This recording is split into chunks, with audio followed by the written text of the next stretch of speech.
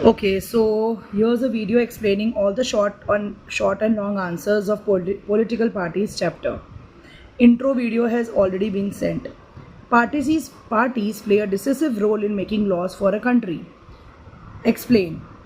Now, जो भी laws country में बनते हैं वो जो ये पॉलिटिकल पार्टीज़ हैं, मतलब जो लोकसभा के मेंबर्स होते हैं, जो वही तो डिबेट करते हैं और उसके बाद फिर laws are debated and passed in legislature.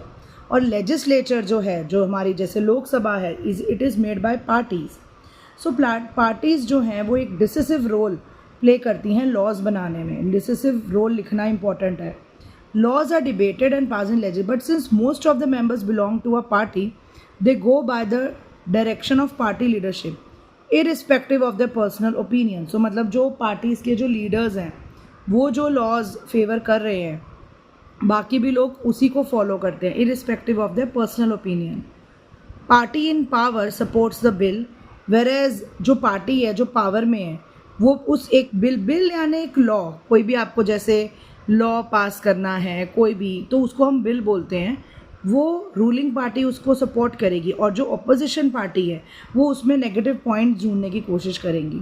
तो इस तरीके से ये सब कुछ मीडिया में कवर होता है. कॉमन पीपल को नेगेटिव और पॉजिटिव पॉइंट्स उस बिल के पता चलते हैं. तो दोनों तरफ ही, चाहे वो रूलिंग पार्टी हो चाहे अपोजिशन पार्टीज़ हो, parties play a very decisive role. What is one party or single party system? Give example. What is multi party system? So we have this differentiate. A party system in which only a single party is allowed to work, control and run the government, जैसे कि China में वो one party system है. तो लोगों के पास कोई political choice नहीं होती और it does not allow A variety of interest and opinion. अलग अलग तरीके के इंटरेस्ट या ओपिनियन भी इंजॉय नहीं हो सकते पॉलिटिकल रिप्रेजेंटेशन में. One party system is very near to dictatorship. Multi-party system. It is a system in which more than two parties function and several parties have reasonable chance of coming to power either on their own or in alliance with others. तो multi party में या तो एक party single जीतती है या तो छोटी छोटी पार्टीज बड़ी पार्टीज में आके मर्ज हो जाती हैं. तो वो मल्टी पार्टी सिस्टम है. जैसे यहाँ पर आम आदमी, Congress, BJP. This system provides a political choice to the people. It allows a variety of interest, opinion. ठीक है. और this system accommodate diversity. मतलब अलग अलग तरीके के, हमारे इंडिया में तो जैसे इतने अलग अलग रिलीजन्स हैं तो यहाँ पर तो मल्टी पार्टी सिस्टम ही चल सकता था. बाय पार्टी और टू पार्टी सिस्टम क्या है?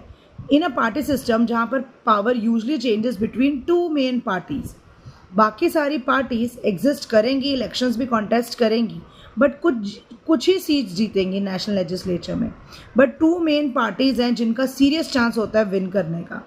यूनाइटेड स्टेट्स ऑफ अमेरिका और यूनाइटेड किंगडम में टू पार्टी सिस्टम है. एडवांटेजेस, एक पॉलिटिकल स्टेबिलिटी बनी रहती है, हंग असेंबली का कोई चांस नहीं होता. और हंग असेंबली मतलब ओके, सो बेसिकली हंग असेंबली है वो जब बहुत ज़्यादा पार्टीज़ हों तो ऐसा होता है कि कोई भी एक पार्टी क्लियर मेजॉरिटी से नहीं जीतती है तो छोटी छोटी पार्टीज़ मिक्स होकर मर्ज हो जाती हैं, एक अलायंस फॉर्म कर लेती हैं और फिर ही जो है वो गवर्नमेंट बनती है. उस सिचुएशन को हम हंग असेंबली बोलते हैं क्योंकि दो ही पार्टीज़ है, दोनों में से कोई एक जीत जाएगी. It does not suit to diverse country like India और वोटर्स के पास ज़्यादा चॉइस नहीं होती. What are recognise political parties? वो पार्टीज़ जो इलेक्शन कमीशन रिकॉग्नाइज करे और वो उनका एक अपना यूनिक सिंबल उनको दे. Only the official candidate of that party can use election symbol. Indian National Congress, Bharatiya Janata party are some examples. अब व्हाट इज़ डिफेक्शन समझते हैं. नाउ डिफेक्शन क्या है? अगर कोई मिनिस्टर अपना पार्टी के साथ एलिजेंस यानी जो आप एक जुड़े हुए होते हो ना, वो तोड़ देता है या मतलब बदल देता है, on which a person got elected to a different party. मतलब if any MP or MLA changes party, he or she will lose the seat in the legislature. This new law helped bring defection down. कई बार होता था कि जब सामने वाली आपकी party हार गई, सामने वाली जीत गई, तो इलेक्शंस का रिजल्ट आने के बाद लोग अपनी पार्टीज चेंज कर लेते थे. बट ऐसा अब नहीं हो सकता. वो चीज़ डिफेक्शन कहलाती थी. अब बोला गया कि अगर आपने चेंज करनी है पार्टी तो इलेक्शन से पहले करो, अगर बाद में किया तो फिर you will lose your seat in the legislature. India's ancient culture, यहाँ पे था mention the source of inspiration for BJP, Congress and BSP. India's BJP का सोर्स ऑफ इंस्पिरेशन है पार्टी का Indian culture and values. Congress है जो सेंट्रिस्ट पार्टी है, secularism में बिलीव करती है। और जो बीएसपी है, it draws is inspiration from the ideas and teachings of Sahu Maharaj, Jyotiba Phule, B R Ambedkar and stands for the cause of Dalits के लिए ये ज़्यादातर पार्टी वर्क करती है। How do political parties help in the formation of public opinion? वो हमारे public issues को रेज करते हैं कि हमारे इंडिया में अनएम्प्लॉयमेंट है, पॉवर्टी है, ऐसी इश्यूज़ को रेज करते हैं। पार्टीज़ के लैक्स ऑफ मेंबर्स होते हैं और एक्टिविस्ट होते हैं पूरे कंट्री में फैले हुए। बहुत सारे प्रेशर ग्रुप्स होते हैं इन पॉलिटिकल पार्टीज़ के, वो भी अलग अलग सेक्शंस ऑफ सोसाइटी में होते हैं। वो मूवमेंट्स लॉन्च करते हैं ताकि लोगों की प्रॉब्लम्स का सोल्यूशन हो सके। तो इस तरीके से पॉलिटिकल पार्टीज ओपिनियंस जो है वो पब्लिक के गवर्नमेंट तक लेकर आते हैं। ऑपोजिशन का क्या काम है? पार्टी और पार्टीज जो गवर्नमेंट नहीं बना पाती हैं, जैसे कांग्रेस हार गई, बीजेपी की अभी है, तो Congress is an opposition party. Opposition का बहुत इंपॉर्टेंट रोल है क्योंकि वो देखती है गवर्नमेंट की कि कहीं गवर्नमेंट अपनी तो नहीं चला रही है, डिक्टेटोरियल पावर्स तो नहीं अज्यूम कर रही, वो चेक रखती है उस पर।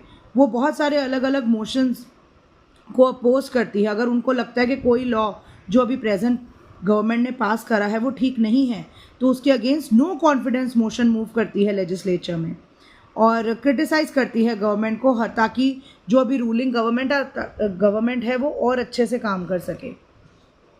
Party what was Indian National Congress? अब इंडियन नेशनल कांग्रेस के बारे में है। बिफोर इंडिपेंडेंस बनी थी 1885 और सेंट्रिस्ट पार्टी है, नाइदर राइटिस्ट नॉर लेफ्टिस्ट। इनका एक आइडियोलॉजिकल ओरिएंटेशन है, मतलब बेसिकली ये सेकुलरिज्म में बिलीव करती हैं। The party supports new economic reforms but humanity के साथ, और वीकर सेक्शंस के वेलफेयर में भी ये विश्वास रखती हैं। BJP was founded in 1980। This party wants to build a strong and modern India, और इंडिया के एंशियंट कल्चर और वैल्यू से इंस्पिरेशन लेकर वो एक स्ट्रॉन्ग और मॉडर्न इंडिया बनाना चाहते हैं। कल्चरल नेशनलिज्म, हिंदुत्व, वो इनका इम्पॉर्टेंट एलिमेंट है। और पार्टी जो है वो शुरू से ही जम्मू कश्मीर का full territorial and political integration जो थी वो चाहती थी शुरू से ही। और a common civil code for all the people living in country irrespective of religion, और बैन ऑन रिलीजियस कन्वर्जन्स। और एक कॉमन सिविल कोड है बीजेपी जो चाहती है जो सब फॉलो करे, चाहे आप जितने मर्जी कोई मर्जी रिलीजन को बिलोंग करते हों। और ये रिलीजियस कन्वर्जन्स जो मतलब कहते हैं ना कि हिंदू से क्रिश्चियन बन गए, क्रिश्चियन से सिख बन गए, उसको ये नहीं फेवर करती। बीएसपी बहुजन समाज पार्टी है, कांशीराम की लीडरशिप में बनाई गई थी। Party draws inspiration from Sahu Raj, Jyotiba Phule, Periyar, ये एक दो नाम याद कर लो। और पार्टी जो है वो दलित्स और आदिवासीज, ओबीसीज के लिए काम करती है और उनके राइट्स को सिक्योर करने के लिए वर्क करती है। नेक्स्ट जो हमारा क्वेश्चन है सीपीआई 1964 में बनाई गई थी और ये कार्ल मार्क्स के आइडिया सोशलिज्म, लेनिज्म जो हमने रशियन रेवोल्यूशन में पढ़ा उस पर बेस्ड है ये। Party accepts that democratic elections are useful और helpful means for securing objective of socio economic justice in India. Socialism में बिलीव करती है, अगर आपको सोशल इकोनॉमिक जस्टिस चाहिए तो पार्टी को लगता है हाँ जी डेमोक्रेसी अच्छी है, डेमोक्रेसी इलेक्शंस, मतलब ये उसका एक व्यू पॉइंट है। इनके सिर्फ एक दो पॉइंट्स कर लो, मेन बीजेपी और कांग्रेस है। और ऑल इंडिया तृणमूल कांग्रेस कब पार्टी लॉन्च हुई, ईयर याद होना चाहिए, उनके सिंबल्स याद होने चाहिए, flower and grass. What is the ideology of the party, secularism and federalism. मतलब मोस्ट ऑफ पार्टीज़ की आपको एटलीस्ट कांग्रेस और बीजेपी अच्छे से पढ़ लो, पर बाकी सबकी एटलीस्ट सिंबल्स, ईयर और उनकी आइडियोलॉजी पता होनी चाहिए। मल्टी पार्टी सिस्टम है strengthen democracy in India, analyse the statement, क्योंकि वो आइडियल है, क्योंकि इंडिया में बहुत अलग अलग तरीके के धर्म के लोग हैं। मल्टी पार्टी सिस्टम है strengthen the base of democracy. This system allows a variety of interest and opinions, वही सेम पॉइंट्स हैं इंटरेस्ट और ओपिनियन वाले। Role of regional parties in Indian democracy, regional political parties have made Parliament of India politically more and more.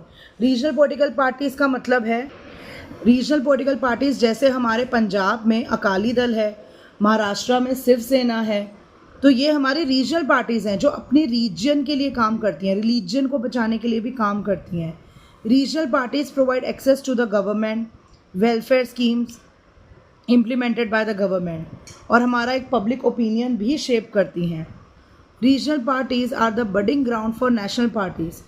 Most of the national parties जो हैं वो, मतलब regional parties छोटी parties होती हैं बट वो एक ट्रेनिंग ग्राउंड होती हैं। बहुत सारी पार्टीज़ पहले रीजनल पार्टीज़ थी, फिर वो नेशनल पार्टीज़ बनी। What are state parties? State parties भी रीजनल लेवल पर ही काम करती हैं, पर एक ये पॉइंट बहुत ज़रूरी है, it should have polled at least 6% valid vote. मतलब कम से कम 3 स्टेट्स में अगर उस पार्टी के 6% जितने वोट्स हैं तब वो स्टेट पार्टी मानी जाएगी। A regional party has a regional outlook, वो रीजनल इश्यूज़ को ज़्यादा इंपॉर्टेंस देते हैं। More stress on regional cultural identity पे ज़्यादा स्ट्रेस देते हैं। डाइवर्सिटीज़, वो diversities in the name of regional identities पे भी स्ट्रेस देते हैं। मतलब वही है कि अलग अलग, जैसे हिंदू मुस्लिम ये अलग अलग है, और हर जैसे हिंदू पार्टी होगी, मुस्लिम पार्टी होगी, सिख पार्टी होगी, ये सब अपने रिलीजन के लिए या अपने रीजन के लिए काम कर रहे हैं। और इनको जो इलेक्शन सिंबल्स दिए जाते हैं वो सिर्फ उन्हीं के टेरिटरी में या उन्हीं के स्टेट में ही बस काम आते हैं, और नेशनल सिंबल्स इनको नहीं दिए जाते।